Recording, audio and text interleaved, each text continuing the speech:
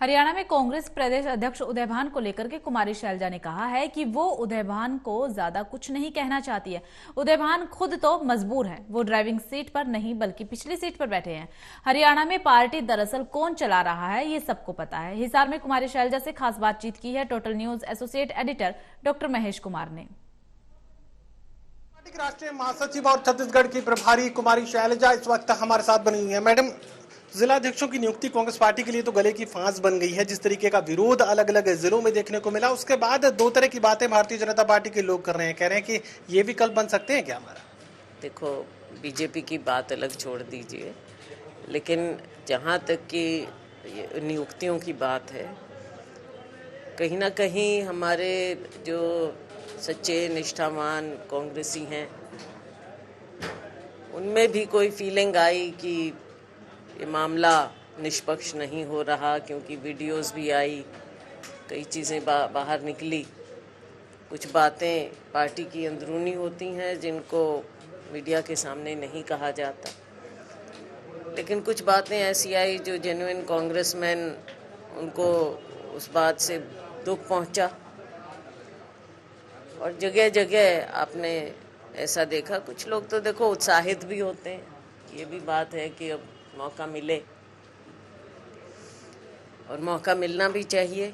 हमारे जो इतने साल से ज़मीन पर मेहनत कर रहे हैं, पर जब कांग्रेस को ही बांटने का प्रयास किया जाए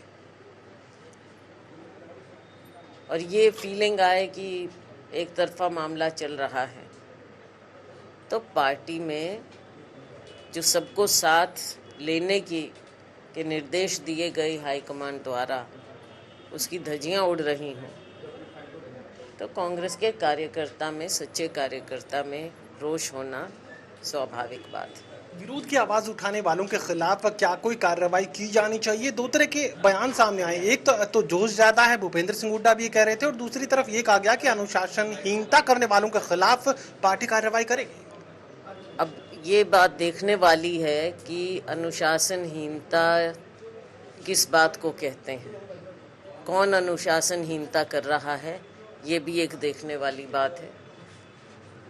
जिस प्रकार की रिपोर्ट्स आ रही थी पर्यवेक्षकों के बारे में, या जो कोऑर्डिनेटर्स बनाए गए, और लिस्ट को देखिए जो उसमें मामला लोगों को नज़र आया, हम तो थे नहीं यहाँ पे, लेकिन जो रिपोर्ट्स आई और हमारे कार्यकर्ताओं ने जो हमसे संपर्क किया, बातचीत की, तो हम बाध्य हो गए कि हाईकमान के नज़रों में उस बात को डाला जाए।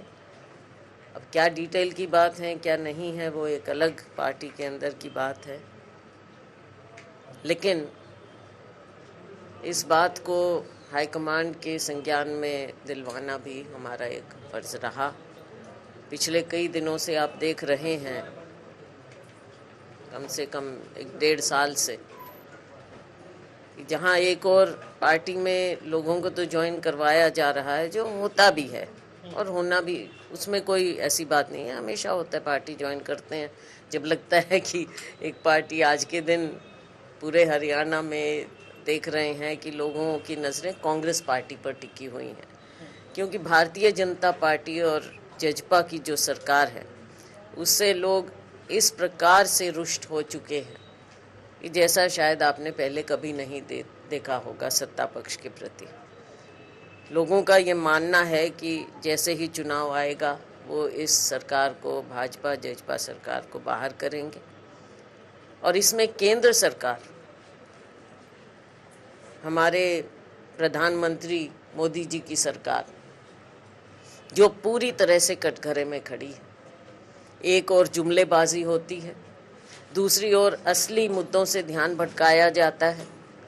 आज के दिन बेरोजगारी, महंगाई, मणिपुर जैसी समस्याएं इतनी बड़ी हैं, लेकिन उनको दरकिनार करके लोगों को फिर से झांसे में दिया जाता है। लेकिन जनता समझ रही है, लोकसभा चुनाव की किसानों ने देखा, गरीबों ने देखा, उनको केवल जुमलेबाजी में उलझाया गया है, उनके साथ झूठे वायदे किए गए हैं।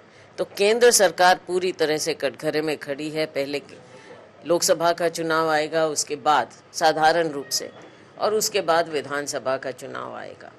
तो लोगों की नज़र कांग्रेस की ओर है। राहुल गांधी जी ने पदयात्रा की और उससे आपने देखा कि पूरे हरियाणा में एक नई लहर आई। तो लोगों का आना जाना एक अलग बात होती है, लेकिन जो कांग्रेस जन, सच्चे कांग्रेस जन ज़मीन पर इतने सालों से मेहनत कर रही हैं, उन्हें अगर लगे कि उनके नज़रअंदाजी की जा रही है तो रोष होना स्वाभाविक बात। लोकसभा चुनाव की तैयारियों के लिहाज से भारतीय जनता पार्टी अल्पकालीन विस्तारकों की ट्रेनिंग प्रोग्राम भी पूरा कर चुकी है, तो ये मानकर चले कि एक बार फिर से तैयारियों के लिहाज से बीजेपी आगे निकल रही है।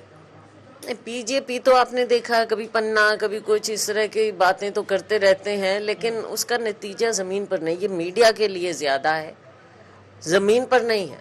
जमीन पर जो पार्टी लोगों का विश्वास खो बैठे वो इस तरह की बातें मीडिया के माध्यम से दिखाएं, लेकिन जमीन पर इसका कोई असर होने वाला नहीं है जब जनता इनके खिलाफ हो चुकी है। और इनके कितनी लंबी लिस्ट आपको बताएं, हर तरह से, चाहे स्टूडेंट्स हों, सीईटी की बात हो, चाहे नौकरियों में धांधलेबाजी की बड़े बड़े स्कैम्स की बात हो, चाहे किसानों की बात हो, गरीब आदमी को आप देख लीजिए, ये परिवार पहचान पत्र, शहर में रहने वालों को देख लीजिए, लोगों की जो ये प्रॉपर्टी आईडी की बात हो गई, हर तरह से महंगाई ने कमर तोड़ दी।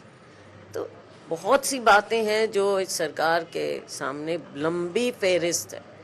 लोगों का विश्वास खो बैठे, अब ये आपस में अपने जो भी मीटिंग करते रहेंगे। कांग्रेस पार्टी के स्टेट प्रेसिडेंट उदय भान वो ये कह रहे हैं कि एसआरके मुझे अपने कार्यक्रमों में बुलाता ही नहीं। एसआरके भी क्या होता है?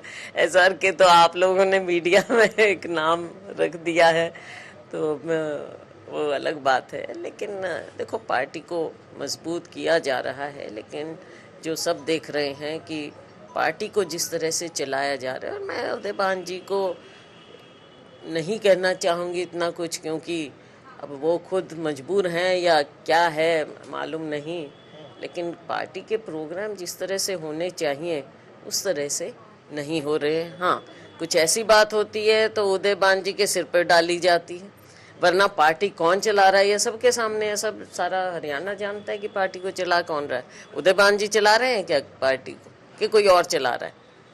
बैकसीट ड्राइविंग कौन कर रहा है? ये कुमारी शैलजा साफ तौर से बात करें कि कांग्रेस प्रदेशाध्यक्ष उदय भान मजबूर हो सकते हैं और पार्टी दरअसल कौन चला रहा है ये किसी से भी छिपा नहीं है। सहयोगी कमल के साथ doctor Mahesh Kumar, total news, Hisar.